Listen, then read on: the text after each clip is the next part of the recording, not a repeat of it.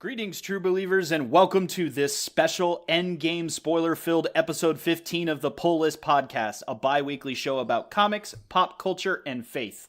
My name is Chris Poirier, and with me as always is the one and only Hector, now IMDb official, Mirai. How's it going, Hector? It's good. Right? Good. I'm using my beard to hide my Thanos chin, but I'm great. So keep going. Oh, that's really good. Well, excellent. Well, we've got a great show for everybody today, so strap on in and prepare yourself, for we've got Comic Sign. Better put the word out.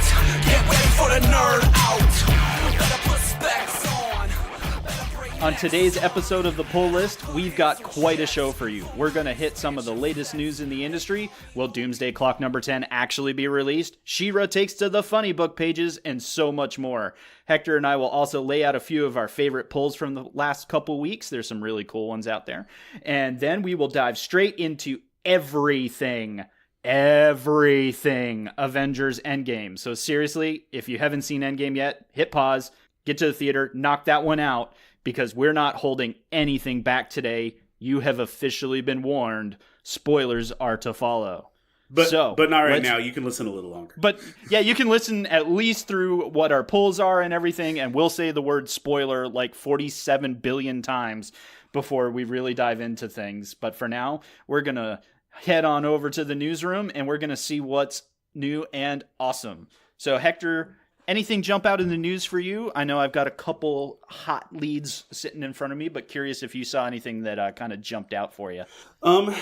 Not really on the news front. I officially saw that the cast of Swamp Thing has officially finalized wrapping, like in real time. They're done. They're done. Nice. They have packed up and they are moving to another city for another production. So that's over as far as they're currently filming, and they don't know that anything else is happening. Say they have not been greenlit or told as a production company, we're coming back on this date.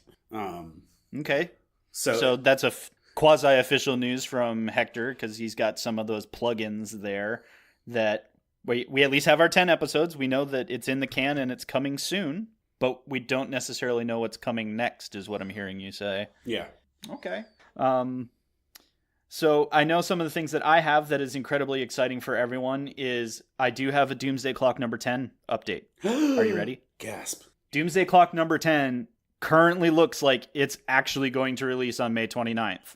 Okay. Like, dead serious. Everybody actually wrote the articles this week that said we thought we were going to tell you pushed another week or two, but it appears solicited as planned for May 29th. Means that's going to hit FOC here real soon, so final order cutoff, so retailers are going to be ordering it, so we might actually get it this month. But of course, this book was originally solicited for sometime back in March. So anyway, Doomsday Clock might actually hit issue 12 in 2019, not holding my breath, but hey, that's technically a positive step for the Doomsday Clock franchise. So we'll finally get to see what's going on there. The other thing that I saw that's kind of cool, and I'm semi-excited about it, because I don't know about you, but have you been watching She-Ra and the Princesses of Power on the Netflix? It started in my household, and my kids went to the route of Carmen Sandiego over She-Ra.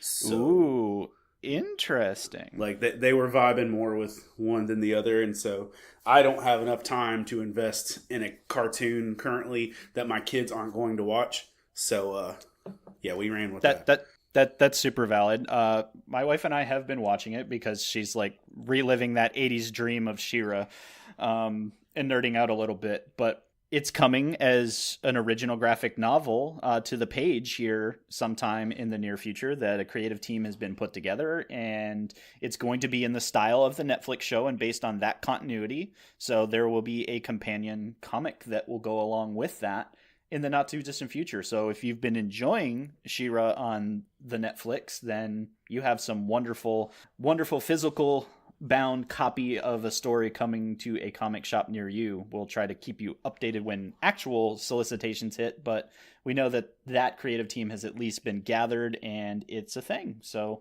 that's pretty exciting for folks that have been enjoying it. And then the only other thing that probably is a real major news thing in terms of comics for this week, there's lots of other nerdy stuff that's been going on that we could probably get to, but we did talk about the comic Second Coming and the impacts of that, as DC was originally going to publish that under their Vertigo line, and then after multiple, we don't know whether the protest worked or not, but DC backed away from that for one reason or another. And all we do know is that it appears to be coming back here in the not too distant future, and it's going to come under a different comic company. So it's going to come underneath the banner of Ahoy Comics. So Second Coming is definitely apparently solicited now on the books for July through a new comic publisher, Ahoy. So because we get to revisit, because everyone's heard of Ahoy and we're excited about Ahoy. It's a thing. It's the imprint that picked up this controversial book, and if you're interested in hearing our discussion about it, we did talk about it when it was originally solicited through Vertigo and everything. So it's a thing. Here we are. But it's okay. We'll figure it out, and we'll figure it out together. But it is coming. It doesn't appear that Ahoy's going to back out. So that's a thing. I don't really have anything else in way of news, Hector, but is there anything else that really jumped out to you? No, it's really not. Yeah, no, I mean, in terms of some stuff, other than some books that we'll discuss during the pull list section, there hasn't been a ton of comic book news other than obviously Endgame, and we'll get to that a little later in the episode. Jared Leto did put out a statement that he's not done as the Joker. I don't know. He said that he's planning to be the Joker again. I don't know where that's going, but he was interviewed and asked, and said his time's not over. And now we can look forward, ? To more Jared Leto as the Joker? Dude, I'm still really hopeful that, under the right direction, it could be good. I don't know. Maybe some laser tattoo removal as well. Or just heavy makeup. Just saying. Heavy makeup, bro. That's fair. Interesting. Well, I mean, Leto does have a bunch of other projects in the works, so we can see what happens with that one. Here's one thing, too, that I did just see this morning, that The Rock had a meeting with Kevin Feige. Ooh. And I just need The Rock to not touch Marvel right now, because I need The Rock to go ahead and invest in Black Adam and Shazam, because I need more of that. And you go away, Kevin Feige, and your bajillion dollars. You leave my man alone and let me have a Black Adam movie so I can have more Captain Sparkle fingers. So get off me. Yeah, that's where I'm at. I mean, that's pretty valid. Actually, no, we definitely need to have some Black Adam action out of The Rock. So that's a good point. We don't want him to end up in a space that he can't contractually fulfill that. He's already stated, he put out a live video right after Shazam came out, that he was happy with the movie, pleased with the success, and he is going to begin filming Black Adam early 2020. So he already said that. But I don't need Kevin Feige changing the course of where this is going. I don't want to be between a rock and a hard place. Oh, no. Why? This is literally why we can't have nice things. And no, it's really... I apologize to our great listeners that expect much higher quality entertainment from us. Shame on you for expecting quality. Hector, how dare you? But no, I think that's really all the stuff that I had in my pile of interesting things going on in the world, which isn't all that interesting. No. So let's get right along with the show then and jump into the really cool things that we read over the last couple of weeks, because I actually have some books I want to talk about this week. And I'm not going to apologize, but I'm going to apologize that all of my pulls over the last 2 weeks that I really want to focus on here are all number ones. Uh-huh. And they're all number ones from different companies. So I'm spreading the love around this particular time, but I think we should start right at the top, because I think you said before we started recording that you read this as well, is we have to talk about DCeased #1, right? DCeased #1, yes.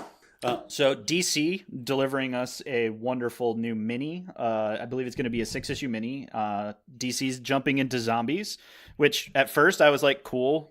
Marvel Zombies. That was a thing. Actually, that was a thing multiple times over. So what are you going to bring to me different and interesting? And I just want to say, I picked it up because I just wanted to know, figuring I was going to put it down and probably be bored with it because zombies are everywhere lately. Yeah.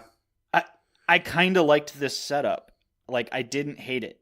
I like the setup a lot. And personally, there was a lot of aspects I really did like. I really did like the snark level of Cyborg. Right? Were you seriously just looming in a corner waiting for a good entrance? Like stuff like that. And right, yeah. To me, that was funny. To me, it feels like Doom Patrol Cyborg. Like, ooh, like that's probably fair. That is kind of the vibe that they gave off in this book. Yeah, so this is the first time in print I felt like we're getting the Cyborg from DC Universe's Doom Patrol that I've read recently. And some of the stuff that you see in the book with the Bat family actually caught me off guard because it was intense, and I was like, oh, okay, we're gonna be that kind of gangster. And oh yeah, no, for folks, they're not holding back any punches in terms of who's on the table for being deceased. See how many times we can get that one in while we talk about the Deceased book. You gotta admit, it's pretty good. Yeah. It's a pretty good little pun, but it was great branding. I'm not gonna lie. Yeah, I was a little caught off guard by some of the savagery. Here's my beef, and you can talk more about how great it is in a second, but here's my beef. They did this already. Okay. And tell me more. They did this in almost the exact same way already. So the basic premise you'll read like in the first page or two of the book is that Darkseid gets a hold of the anti-life equation, and with a little love from the Death Ray, certain Cyborg spreads it throughout the world, and everyone with a phone or social media device gets the anti-life equation in them, and they become zombies. Okay, cool. That exact thing happened in Final Crisis. Ooh, okay. That's a good point. That exact thing happened, disseminated across the internet, disseminated across every screen, where all of humanity was infected with the anti-life crisis, and they basically became savage zombies. They might have not been dead, but there wasn't a lot of distinction between what I saw in DCeased and what I saw in Final Crisis. Now, granted, I get not everyone read Final Crisis, and not everyone understood Final Crisis. And Grant Morrison, his run was a hot minute ago. So I get it's been a long time, but it felt exactly like Final Crisis. Right. All right. No, that's actually a really fair point. Part of me still kind of liked pulling that, like you said, pulling that story forward a little bit, because, I mean, it was applicable during Final Crisis in our culture, but even more so today, right? That you can't peel your eyes away from the screen type of thing, and they played a lot off from that, in that, it's the literal joke of we're zombies to the machine type thing. So it's not lost on me that the source material probably, it might even come out that there's something interrelating here. Because, this is the first shot in a 6-part, and sometimes we just don't learn all the pieces until later. So first of all, go read Final Crisis, children. You can go and learn a wonderful, wonderful thing about comics and history and all that kind of stuff. You can see Batman air quotes die. Right, quotes. And also, if you do go read Final Crisis, point of interest, there's a wonderful Easter egg where they actually paint Serenity into the background. The ship Serenity from Firefly is in all its full glory on a panel, just flying in the sky for no good reason. And we just want the entire world to know that, yes, that means that Firefly is canon. Yes, in DC. So I enjoyed Deceased. So if you were on the fence about it and you want to enjoy a DC-based zombie story, it at least appears for the first installation that it's worth kind of jumping on and seeing where that ride's going to go. So definitely pick it up, give it a shot. My next number one in the pile is Fallen World #1, which is a book from Valiant. I've always been a huge supporter of Valiant and the work that they do over there. They have their own superhero universe with tons of awesome characters like Bloodshot, which gets a Vin Diesel movie here in the next year or so. Eternal Warrior, Exo Manowar, Rai, etc. There's tons of really cool characters in this world, and it's independent. It's their thing. And I've just always enjoyed the amount of effort they dump into that. And what's really fun is Fallen World is bringing Rye kind of back into the story fold again. And that's really great because I loved that character a ton. So it's really good to see him back and kind of playing things out. It is kind of very steeped in Valiant's universe, but one of the best things about reading Valiant comics is you can pretty much pick up any of their books and they're going to tell you what you need to know in the quick blurb in the front.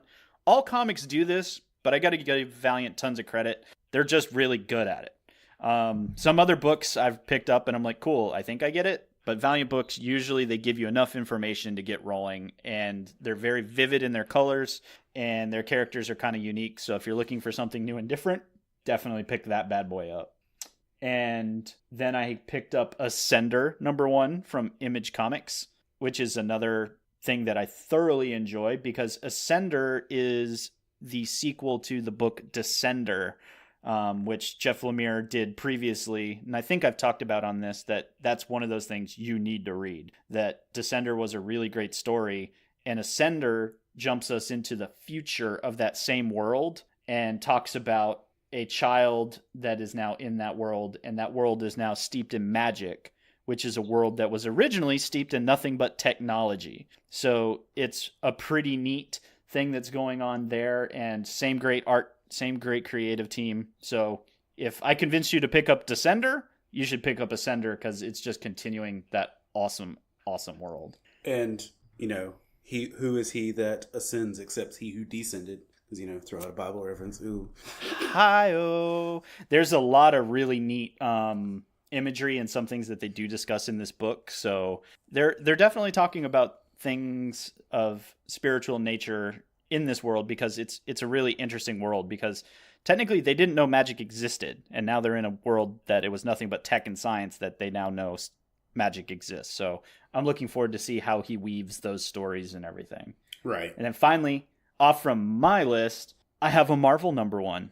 Gasp. So all of you that think I don't say nice things about Marvel, well, this is why you had to strap yourself in for this episode because Chris is about to say something nice about a Marvel book. And that was Thanos #1 from Teenie Howard.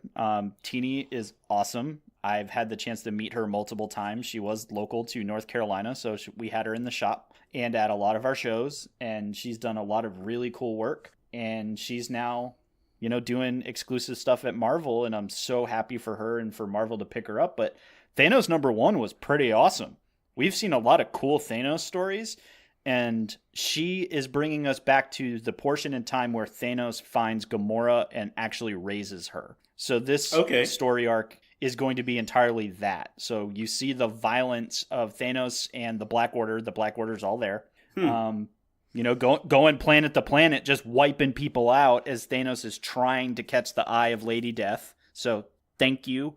That is back into the discussion. We can save some of that for the discussion on Endgame and what they did with Infinity War in general. But if you don't know who Lady Death is and why Thanos cares, that the short version of this is that's actually the point of the story, but that's in comics. MCU took a different direction. It's still cool. But we're kind of back to roots on terms of why Thanos is a crazy, maniacal, murder the world person. Book was fun, including him wiping people out and chasing death. So because book is the mad Titan Thanos, movie is the altruistic, sacrificial Titan Thanos, and those aren't the same people. Nope.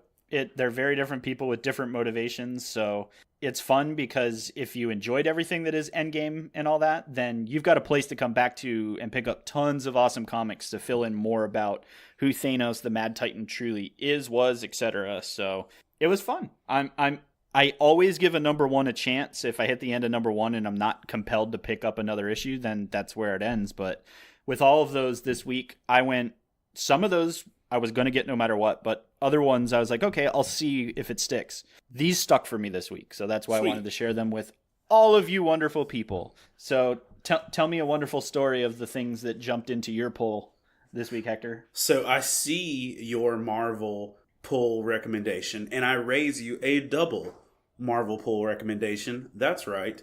2 of my 3 recommendations this week come from Marvel. Eat it, Chris. Yeah, right. But the rest of you that have been complaining to us, there's still no X-Men titles on this, so get off us. We're sorry. We're only kind of sorry. Well, sort of. Two of these are both of mine are both actually pseudo X-Men titles. They just don't have an X in the title.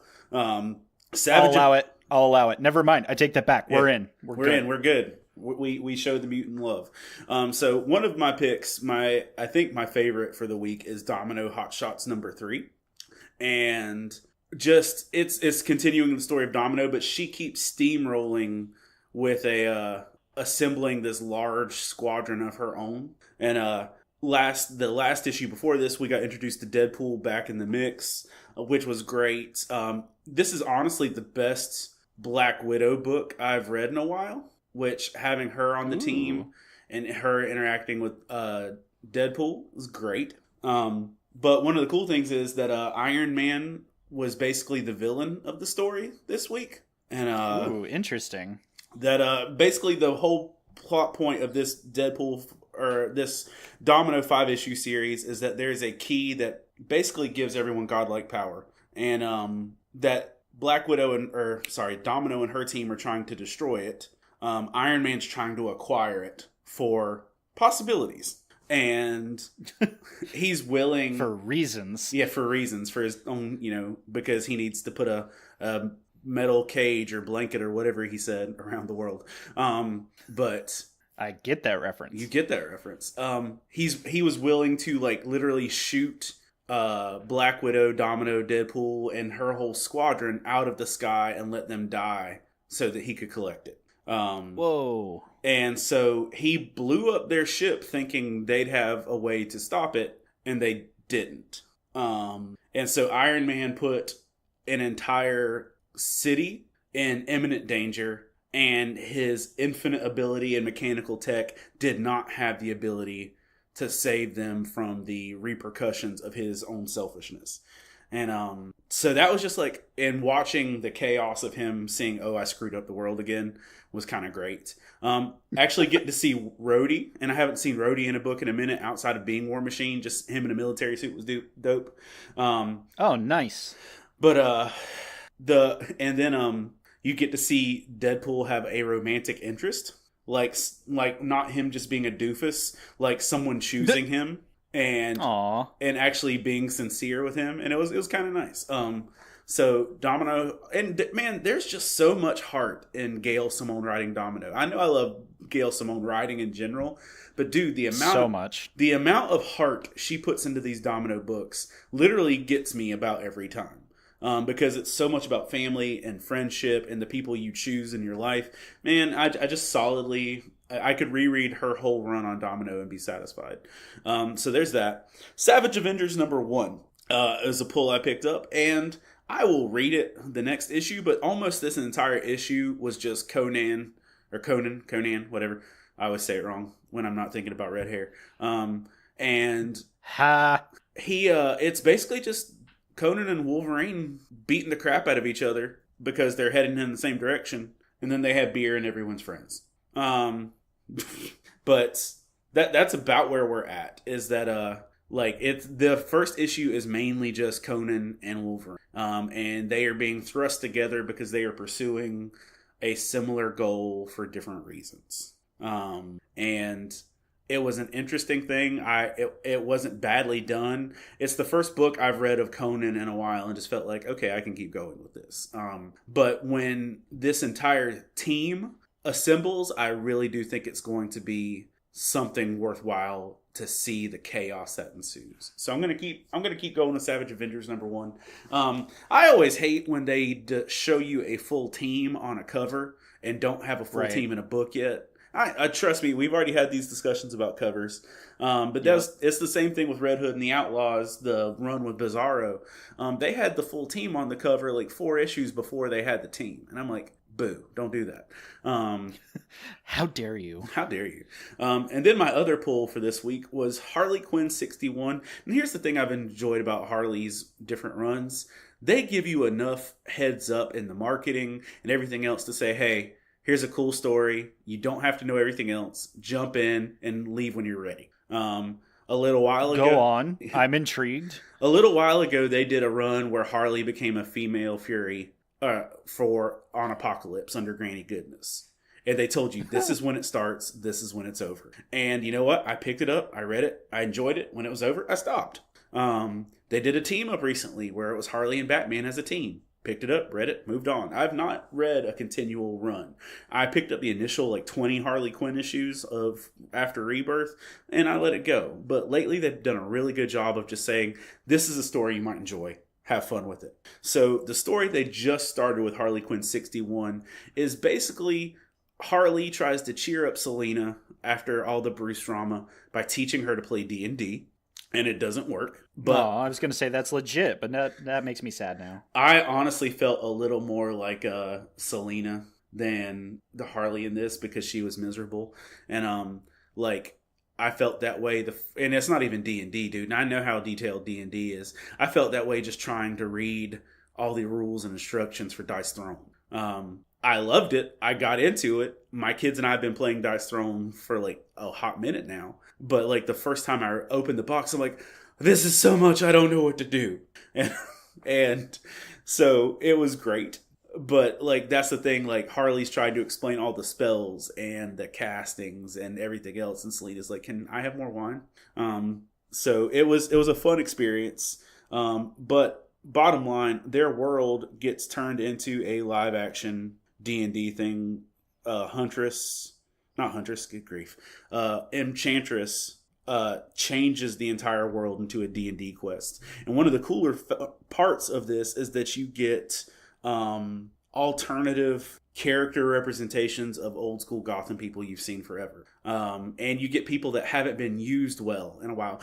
You get a Silver St. Cloud. Dude, when's the last time you saw Silver St. Cloud in anything? It's been a minute. And then, so... Nice. But my favorite one, and it was only a couple panels, but they've got a dwarf assassin looking version of Penguin called Oswald Cobblestone. Yes. And dude, when I saw this little dwarf elf looking, he kind of looks like Gimli. And when I saw Oswald Cobblestone, I'm like, yep, I'm gonna cosplay that. I'm gonna buy an action figure. I'm gonna get an artist print. I was like, I like that. So there's a lot of that. So if the idea of Harley Quinn in a D&D Game of Thrones-esque world entertains you, you should pick up Harley Quinn 61. And I just to throw back, I didn't put it on my pull, but just Heroes in Crisis 8, I've gone back and reread that a few times, and it's still something I'm chewing on and enjoying at the depth of that book. So nice. Yeah, so that's those are some pretty awesome pulls for this week, and man, we really read some good comics in the last couple of weeks. You guys should definitely. I had that feeling this week. I was like, this was a really good few weeks. Yeah, and we've said the last couple of weeks that we've been reading a lot of ongoing stuff, but seeing new stuff that energizes us, I think, is a good turn in the recent events. So that's really awesome. So it's really good to see. I know a lot of folks in the community have been saying things about their pulls, and you guys get another week to tell us some of the awesome things you've been pulling, because we want to get into the reason we wanted to podcast today and to deliver to you the spoiler-filled, spoiler-epic, spoilers of spoilers in Avengers Endgame, because there are spoilers. And we want to talk about what Hector and I had the joy of seeing in MCU's just epic. So we're about to get Stephanie Brown in this piece. Yeah, so. We're about to do the thing that we said at the top of the show, that we're going to say spoilers 47 times, and I lost track of how many times I said it so far. Spoilers. So if you haven't seen Endgame for serious, we don't want to ruin this experience for you. Our goal is not to ruin it for people, but we do want to talk about it for those of you that have had the chance to see it, so we can talk about some of the cool things that we saw. We can talk about some of the things that you might have missed. And so if you haven't gotten to it yet, just hit pause, come back to us. We'll be here. We still love you. We just don't want to ruin this awesome experience, because you need to go into this movie fresh and clean, because it will be a great experience for you. So fresh and so clean. Clean? Yeah. Yeah, just so Hector, jump back in ready the to jump right mark. on in? Yeah. Yep, let's do it. So all those spoilers, here we go. Let's talk the magnificent reality that was a 1.2 billion, as in B billion, global opening weekend, double Infinity War in income and gross income worldwide, first $1 billion global release ever. Right off the top, Hector, where do you start this discussion? Well, I think we start with the discussion with the meme that explains the box office take. The only reason it made that much money is because Doctor Strange watched it 14 million times. I mean, that's completely fair. So I'll kick off a few things. First off, I enjoyed it. Let me put that out there. I enjoyed it more than Infinity War. And I didn't love Infinity War. I've got lots of reasons why I didn't love Infinity War, and I know that puts me at odds with lots of people, but fight me.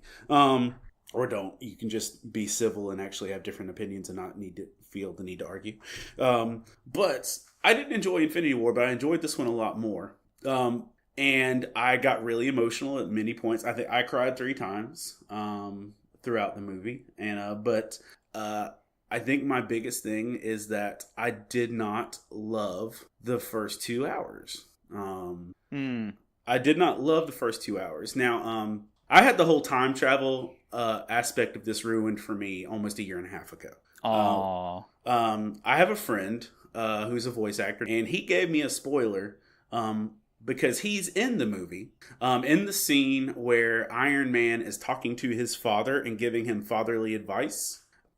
And he told me, hey, I filmed Infinity War today. He thought the movie he was in was Infinity War. And it turned out the movie he was in was not Infinity War. The movie that he was in was Endgame. And oh, snap. Because here's the deal. They filmed both of these at the same time. Yep. And he had no knowledge of which movie he was actually filming. Huh. So while we're having lunch one day, he said, yeah, I filmed a scene on an Infinity War. And I was like, I knew that Infinity War wasn't going to be the end of the story. So I'm like, go ahead and tell me your scene. And he told me I was a 1970s military officer while Tony Stark talked to his father. Well, so when I got to Infinity War and saw that Tony Stark was not in the 70s and was not talking to his father, I'm like, crap. They time traveled. That's how it happened. And I was like, and so it was, I've known time travel was coming the whole time. Now, I don't mind time travel. I don't mind that it's how they did it. It was not a bad idea. Well done. But here's the deal. I'm a fan of time travel science fiction. I have a daughter named after a Doctor Who character. I'm a very valid fan of time travel. I felt like the plot and premise of that was sloppy sci-fi. I felt like it was sloppy fan service sci-fi, just to get us back to the point. And I know that it's like, hey, this was like a band coming on the encore doing their greatest hits after you've spent, 54 hours at their concert. I was like, I get it. We're going back to all the stuff that was cool before, and we're, oh, look, you got Natalie Portman back. High five. Good job. Which I actually was excited about. But it's just one of those things. I felt like the time travel aspect for the first 2 hours was a bit sloppy. I enjoyed it. I enjoyed it a lot. But the first 2 hours were rough for me. In some of those aspects, dude, you've heard me, and we've had this discussion. One of my biggest beefs with Thor Ragnarok is I hated the fact that you took Thor and turned it into a buddy comedy. So this was probably really painful for you. This was the fact that they turned Thor into a buddy comedy was a big problem for me with Ragnarok. Aww. And then you turn around and you take Thor and Hulk and make them even more of a joke. Now come now. The Hulk thing actually is from a direct run in the middle of Incredible Hulk. Yeah, the mid-90s, and I actually enjoyed that. But the people that aren't familiar with that run saw it as more of a bigger joke than Fat Thor. Like I was talking to a friend of mine who's never read a comic book who was more angry at Nerdy Hulk than Fat Thor. And so that was something they were dealing with. But straight up, dude, Lebowski Thor made me want to walk out of the theater. Right. Oh man, why are you hating? Because I'm hating because, okay, once upon a time they had considered casting Jonah Hill as a Green Lantern. Oof. Okay, never mind. Go on. Once upon a time, there was a Hollywood pitch meeting where they literally pitched an idea for a Green Lantern comedy starring Jonah Hill as Green Lantern. That makes my head hurt a little bit. I feel like it's one of those things that we should come back to at some point, because just knowing that exists in the universe is separate from well, maybe it's in the same universe. But the quantum realm allows all things. The quantum realm allows all things. But here's the deal, dude. Thinking of Jonah Hill or even Jack Black as a Green Lantern in his own movie is the same thing we got with Lebowski Thor. You took a powerful force of nature, one of the strongest characters in comic book continuity, and reduced it to a bad SNL sketch. Oh, man. Hector coming in heavy. Well, like I said, the first 2 hours were my beef. I wasn't mad at. I sound mad at it. I don't love the choices. Now you mad, bro? I'm mad. You sound a little mad. You okay? Now I actually really enjoyed Nerdy Hulk in context. I really did. But like I think it was hard for me to get the fat Thor taste out of my mouth after that. So there's that. But beyond that, my other thing, like I'm gonna skip to my good stuff. The last hour, to me, was sheer perfection. I would gladly pay a full-price movie ticket to watch the last hour of this movie at any point in time. No, absolutely. Like, I will sit in the lobby and play Nintendo Switch and try and beat Cuphead for 2 hours and wait until that mark. Literally, the moments where Iron Man, Thor, and Captain America walk out from the rubble to address Thanos sitting there. From that point on, game freaking on. Everything after that moment for me was perfect. It was great. And wasn't it also the most comic book thing we have possibly seen in one of these movies for literally a solid hour? That, Spider-Man Into the Spider-Verse, all of us were like, wow, that was the most comic book movie I've ever seen. Then I saw Avengers Endgame, and that scene hits and runs a full hour, and I'm like, there is literally so much going on right now. I don't know if I'm going to be able to comprehend everything happening right now. And you're not a Thrones person, right? Not really. I'm a little behind, so it's kind of Well, there was an advertisement or a discussion for the episode of Game of Thrones that followed Endgame, the weekend of Endgame. It's called the Battle of Winterfell. Yep. It was. No, I'm down. I know what's going on. Okay, it was supposed to be the longest, largest battle in television history. Right. And it took them 55 nights to film. And in negative 14 degree weather. I mean, it was this big deal. I felt like that hour of Endgame, even the sad parts at the end and everything, I felt like that was way better and bigger and more satisfying than what Game of Thrones was advertising was going to happen. And I mean, so all of my emotional moments happened in that last hour. Dude, when Captain America says assemble, I got goosebumps. Oh. I got goosebumps right now saying it. I was so excited. When I hear him say the word Avengers, and I'm like, and it dawns on me, he's gonna say it. He's gonna. I literally, I was trying to forcibly hold my T-Rex arms to my chest so that I didn't fist bump continually and ruin people's views. But it didn't happen, because as soon as he said assemble, I let a solid 3 minutes of random fist bumps like I'm uppercutting the world. But when he said assemble, I straight cried with joy at that. Yep. And then even that on your left caught me so me so off guard. And that got me ready. I wasn't ready for the hype that ensued with that. And that's really special to my kids right now, because my kids and I went on a trip to DC over Christmas. And we went to the spot where they actually did the on your left thing with Falcon and Captain America, and they got to run around, the same path that they were running. And I filmed a video of my kids like running past each other doing on your left. So that's really iconic to them. They loved that. So literally it was like when they heard on your left, all three of my kids like leapt out of their seat and looked at me. And so that was a big moment for my family just in that. So I loved that. And literally everything that happened after that, I have some critiques, but like it was great.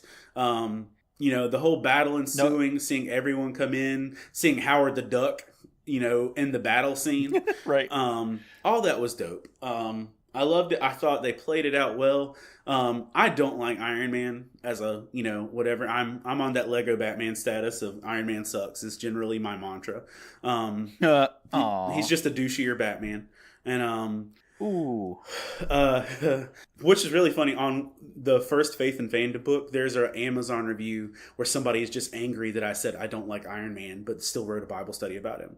And that's how dare you? That's their whole negative review. See, literally. But I cried. I cried hard when Iron Man died because they made me care. So the fact that I don't generally like this character, but you did it well enough and I invested enough in this that I'm moved, well done. And then for me, honestly, like with seeing Cap get his last dance, dude, I cried with just pure satisfaction. I'm like, that's how you do it.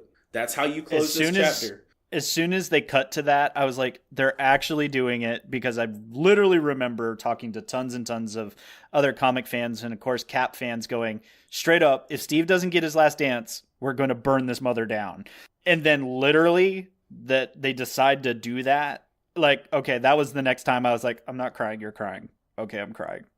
But I think, the truly amazing thing, and we can't even possibly cover it all, because I think I watched a 35-minute movie covering all of the random references and Easter eggs, etc. from Endgame that I'm pretty sure missed another half hour worth. That the thing that impressed me most is 20 plus movies of a single story threaded together so well that all of those references actually call back to previous movies, to comics. There were comic references that weren't really in any of the movies, that in that last hour, I'm just like, that's a thing, that's a thing, that's a thing, that's a thing, that's a thing. Holy, what? That's also a thing. And that some of them literally were like a 1 to 5 second hit of something that wasn't even really attached to the story that was being told, but it was like, cool, we're dropping this one right now. Because how much, the Avengers Assemble and everything, but did you cheer unincredibly wildly when Cap picked up Thor's hammer? Oh yeah, for the first time in that fight. Because like and then just the perfect Thor line following it of, I knew he was worthy, and I'm just like, yes, Steve Rogers is amazing. And then like the question is like, was he always worthy? Was he fronting in Ultron? Right. Did he become worthy at some point? Either way, no. Like him picking up the hammer, dude. It doesn't get better than that. It just really doesn't. And then like one of our artist friends, Chris McJunkin, wasted no time to do a print of having Steve Rogers with the hammer and the shield, and it was great. No, the thing that's just wonderful about this film, like even we don't get into the nitty gritty of it, is the part that I said is they just wrapped up 11 years of telling that single threaded story with all these little pieces that how could we have expected more or less from that 3 hours and 2 minutes? That, like you said, I've heard similar people say that the first 2 hours were, why am I here? And I get that. Some of it I enjoy from the perspective that it gave us the impact from the first movie and then started to work out the final pieces so we could get that last hour. So I wasn't totally bummed by it, because I was like, okay, I see what you're doing. I know why you're doing it. But I guess like some of the things that some of our fans are probably going to hear about is going to be those that made the ultimate sacrifice during this and how we feel about how those things played out. Because let's be honest, the whole Hawkeye Black Widow thing, I did not see playing out that way. And the fact that they also made me gasp 4 times in a row, as it literally was them fighting to who was going to sacrifice themselves. And let me just put it out there. Hawkeye's arc, for me, was worth the 2 hours at the beginning. Right? The thing with his family.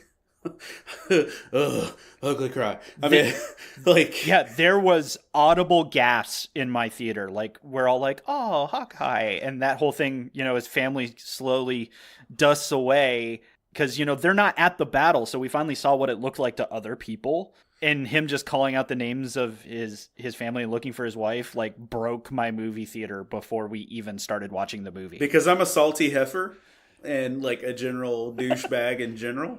My first thought was, ow, that hurts my heart. My second thought was, like, if you'd been in the battle, maybe it wouldn't have happened. Because Hawkeye would have aimed for the head. Whatever. Noted. Sorry if you don't like me anymore. But no, like his whole arc in Ronin, dude. Oof. And then Natasha being the one that brings him back to the "you're better than this" and that type of stuff. I was like, you know what? Don't you give me hope. Right. Hawkeye just kind of having that undertone through this entire arc, and then we hit the end, and it's like, oh, that mattered a lot. Oh, yeah, absolutely. That, anyone that felt he was being underserved, all of a sudden it was like, okay, we know who Hawkeye is now, and that's like super deep. And then just them trading that entire back and forth of, you saved me first. Like, I know there's tons of people that are really upset that they're like, they think this is the end of Black Widow and everything, and that this was a cheap way out and all that. I was like, listen to the conversation, though, and actually track their history through all the movies. Because they explain Thor. Why they're friends. Yeah. Right. They explain why they're friends through all of this. And that last moment really was gut-wrenching. And the sacrifice that they were both willing to make is really, really amazing. And to be completely honest, pay attention here, folks. She sacrificed against the Soul World. Now, the Russos have claimed that the soul debts cannot be recovered. But I'm sorry. All of us in comics know that the soul debts mean that they go to the soul world, and we just haven't been introduced to where the soul world is and if it's actually accessible in the MCU. I do not, under any circumstance, believe that her or Gamora are completely lost to the MCU. Well, here's the deal, dude. They covered their butts with that so well because we lost Gamora. I totally don't expect to get old Gamora back, but they gave us 2014 a new Gamora. One. Right. So all that does is set up more contrast and more conflict for Quill to get her back and for Quill to regain her love and to make a bet. Because here's the deal.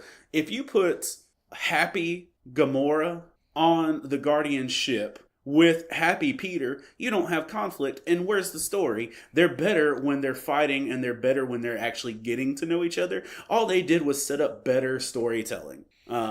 I think you nailed it, though. Not knowing anything, but if I had to guess, and where they left us with the Asgardians of the Galaxy, so you can continue to hate that, apparently.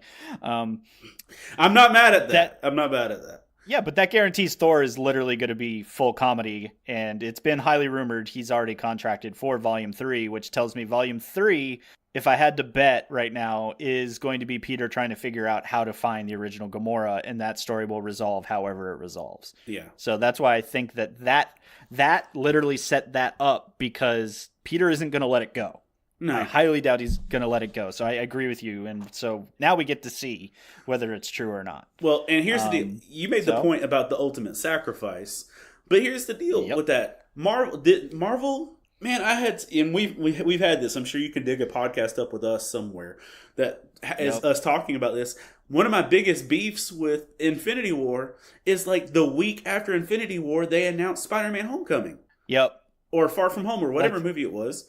Far From Home. Yeah. Far From Home. Yeah, they announced Spider-Man Far From Home a week after Infinity War that it was coming. So they went ahead and told you none of this matters. Now, come on. We're about to find out. Come on. No. But if we're following the MCU timeline, Far From Home is in the year 2023, because those 5 years that passed. Yeah, but no, they said it is they've said this week, Feige said this week, it takes place after Endgame. Right. So, none of this matters, because we know we got Spider-Man back. We knew we were getting Spider-Man back within a week of Infinity War. People hadn't even watched the movie yet, and we knew we were getting Spider-Man back. Now, we already know all these characters, air quotes, that we lost, that died, that are gone. Name one character that died in Infinity War that's not living on in some other Marvel incarnation. We already know there's a Black Widow movie. We already know that Loki has a TV series. We already know that Scarlet Witch and Vision have a TV series. The Scarlet Witch and Vision has been rumored to take place in the 1950s, so they're going to do some weird time stuff there. Right, but they're going. But yes, it's valid. The Loki thing, I'm actually super comfortable with because remember, even with the putting the stones back in place, now this is where everyone's going to get super mad at all of us, but we're talking about quantum realm time travel and not linear time travel, that I am very comfortable with the moment in New York that went sideways and Loki did the bamf with the Tesseract. That was how it sets up. Yeah, I got that. Created another reality that even with putting the stones back, that some of the things that occurred, there are definitely multiple realities that were established, is my read of things, because they did not resolve themselves. That as soon as Loki bamfed and poofed and disappeared, that was a stone being taken out of place. That, remember, even with the quantum realm slipping in and out, that if they went before that event still happened. Okay, point in case. I hear you on that. But how do you know that the Loki we got in Ragnarok, or even better case, the Loki we got at the beginning of Infinity War isn't the Loki possessing that Tesseract? Well, that's what's super fun about this argument now is we don't. We don't. So it's possible. Here's the deal. That perfectly sets up the TV show. Like, oh, heck yeah. That's why I'm excited, for sure. He bamfed with that. Bam. We have all the plausible reasons why Loki has a TV show. Yep. No, it's the thing that so comic booky about it is it was designed to have the appearance of, oh, we fixed everything. Well, actually, there's enough inconsistencies you should pay more attention, because I think they ended up being more consistent with their definition of time travel than anyone's giving them credit for.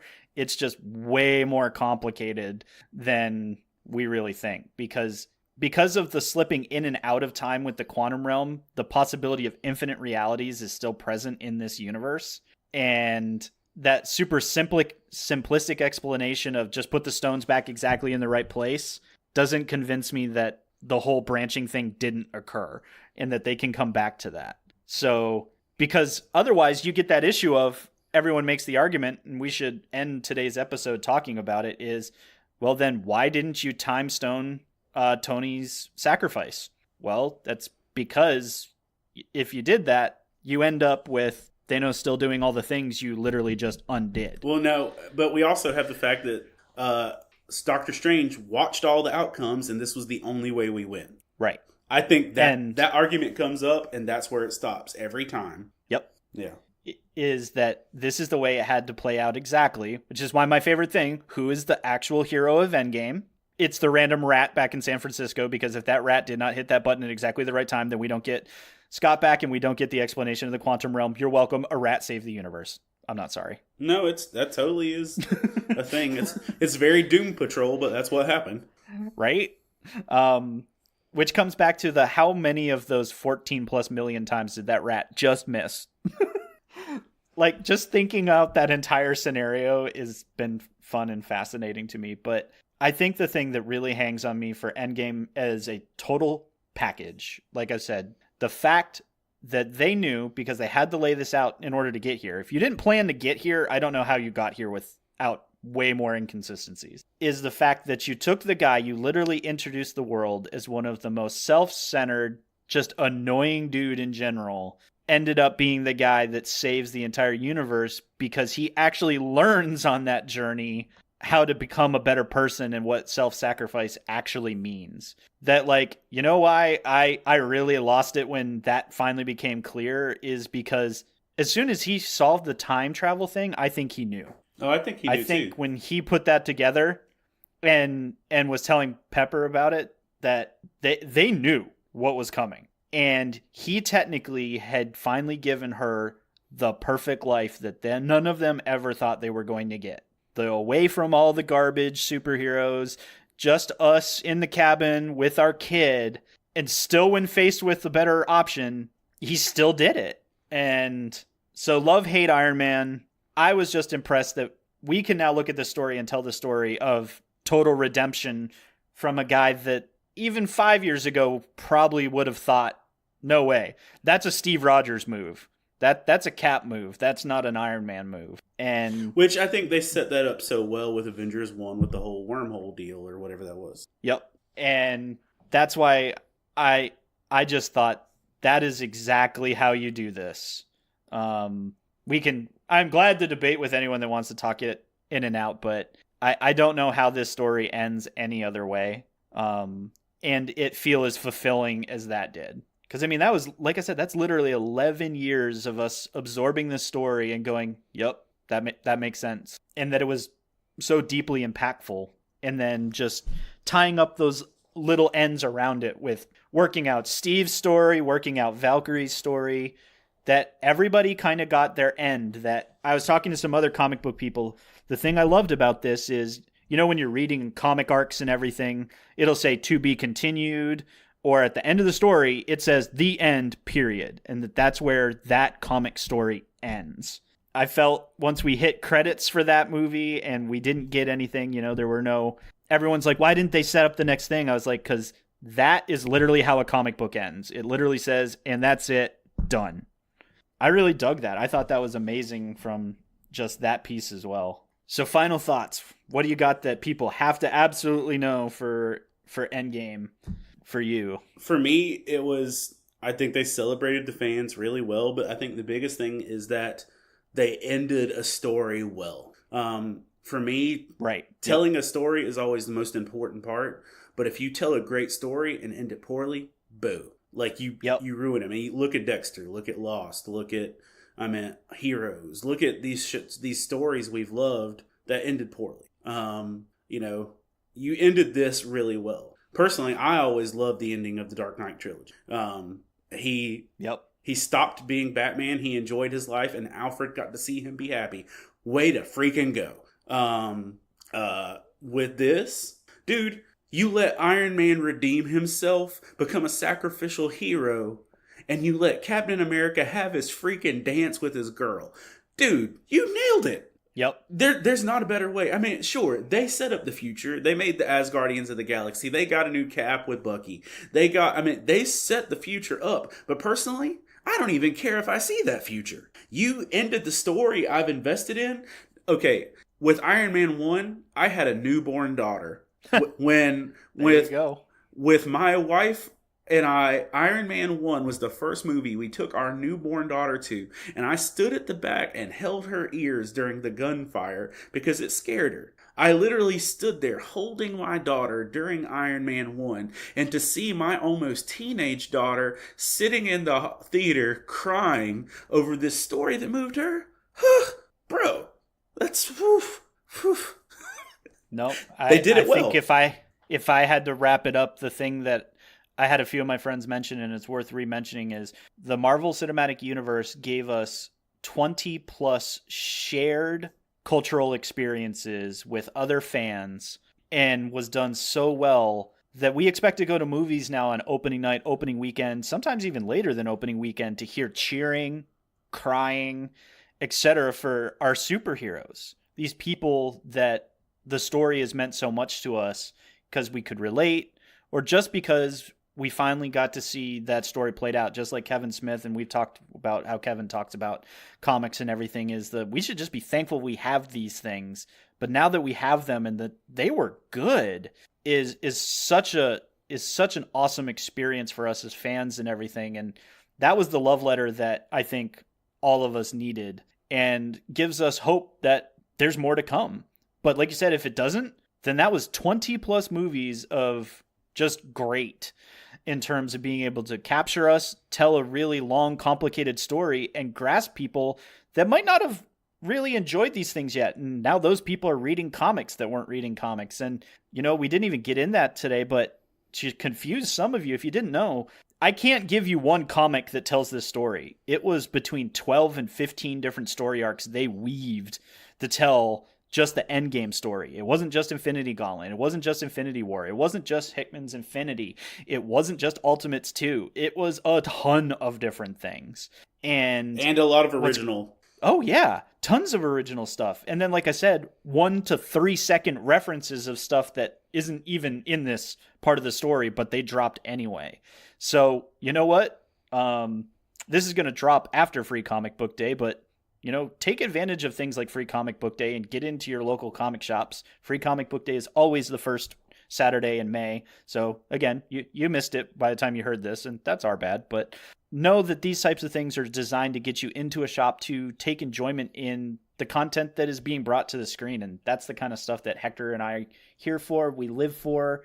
And just needlessly put, Avengers Endgame and 20 plus epic movies that currently is the MCU is just an amazing feat of cinema and storytelling that is worth the investment. If you haven't jumped in or if you've only seen parts of it, take the opportunity, because will Marvel be able to top this first act? We don't know. And if they do, I'm all for it. It's awesome. If they don't, well, you know, we still got this amazing story. 11 years of storytelling, 50 plus hours of entertainment that shows this story and these lives of these heroes and people. So let's just hope that we can see more of this in the future, because I agree with Kevin Smith. I'm just thankful that all the cool stuff is hitting now, and we should support all the stuff that's out there, because once it's gone, it's gone. So, you know, Hector and I are super happy to be here to be able to bring this to you guys every couple weeks. Share some of your thoughts in the community in terms of Endgame. If you've got questions, we definitely did not get to even a percentage of the things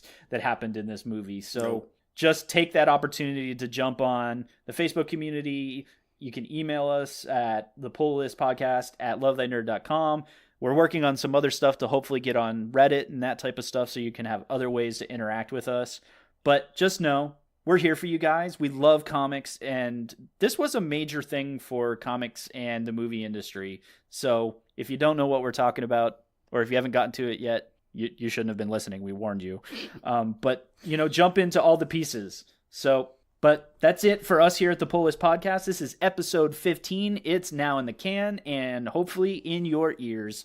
But we couldn't possibly do this alone. As many of you know, we take this adventure of podcasts and fandom and all kinds of nerdy things with a group called Love Thy Nerd, and we're part of the Love Thy Nerd podcast network, and we are here with a couple of other shows. First of all, we have Humans of Gaming with Drew and Chris. They do interviews with game designers, producers, creators, and really get down to the heart of why they do what they do and what they design. And then on the other hand, we have the Free Play podcast, which is just a bonanza of crazy, nerdy, awesome things. And Bubba, Matt, and Kate bring us that, and they just talk about almost everything possibly nerdy. They play lots of games, video games, tabletop, and they tackle some of those difficult, nerdy things on a week-to-week basis. And you can get all of this at lovethynerd.com. So Hector and I, again, we just really want to thank you guys for choosing us to be your source of all things comic booky and generally nerdy on a near weekly basis. So don't leave us hanging. Rate and review the show on your podcasting app of choice. We're on iTunes, Spotify, Stitcher Radio, and many more, and hopefully more to come. If we're not somewhere, let us know. We can look into getting it there as well. So just be sure to find us, shoot us an email, thepullistpodcast@lovethynerd.com, or look for us at thepullistpodcast.com. So thanks, everyone. Thanks for listening. And remember, kids, read more comics. Shazam!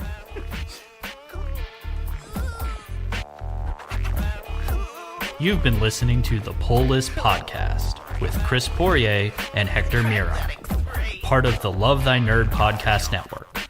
Be sure to rate and review the show and share on all the social media. Continents, the game of risk. The master of epic duels.